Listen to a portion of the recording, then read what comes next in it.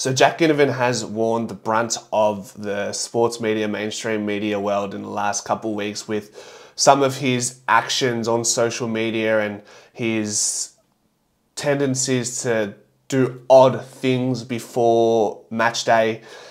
And I wanted to share my thoughts on it because I feel like he's being hard done by, very much so.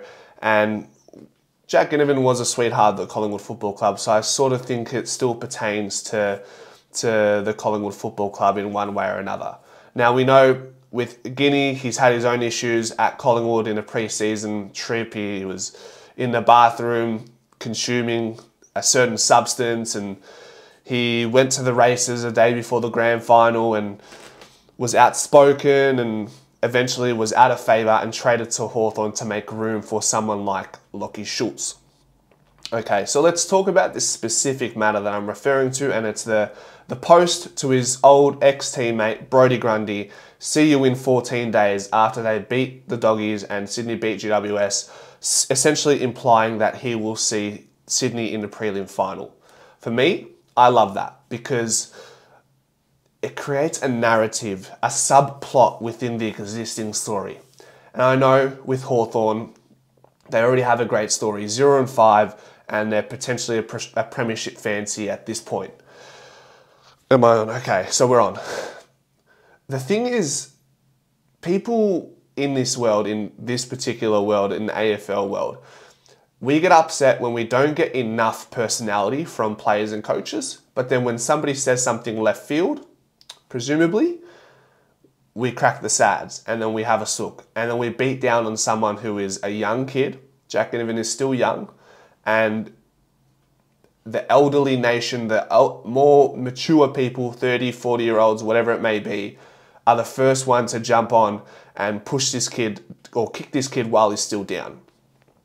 I think with the fact that he's bringing a level of enticement to broader audiences that typically wouldn't engage in watching this sport that is AFL, I think he's doing a great thing and trying to pave the way and be a trailblazer and break this mold of the Australian culture and bringing in this element of American arrogance.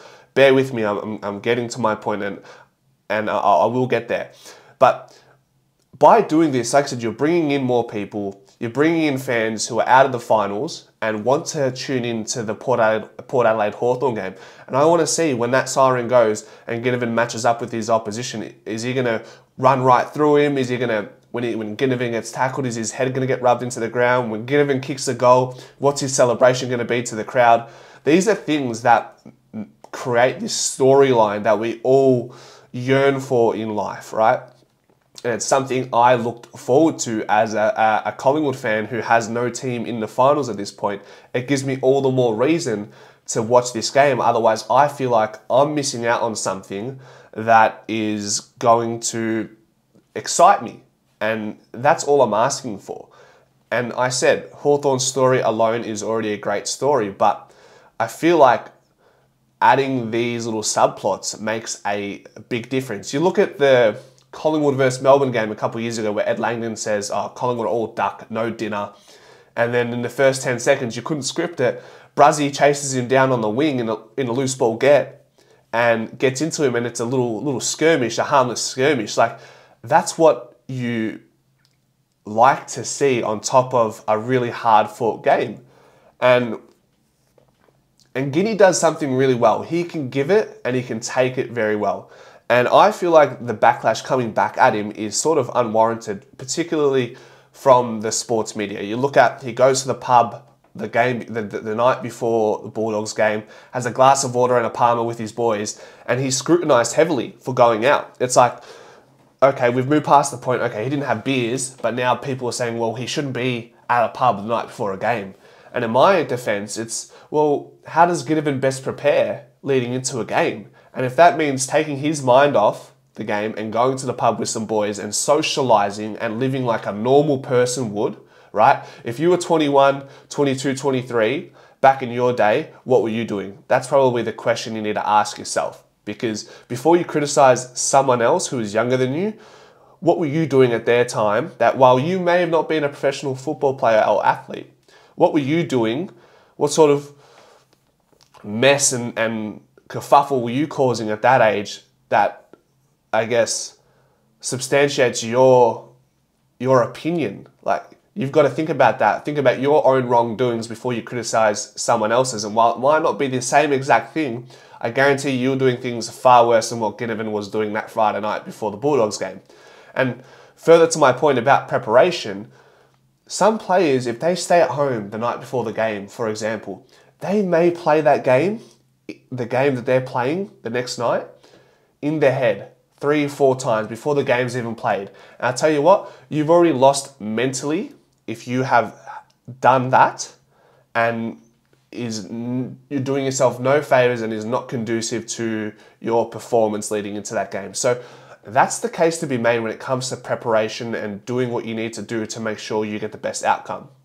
And he takes it well. He got that brunt of media coming at him, and then he comes into that game against the Doggies, kicks the goal, and guess what? All eyes were on Ginnivan's celebration. When he kicks the goal, what's he going to do? How's he going to respond? And he responds in the best way possible. I just feel like we need to accept and welcome this American arrogance. When I say American arrogance, we talk about the NBA.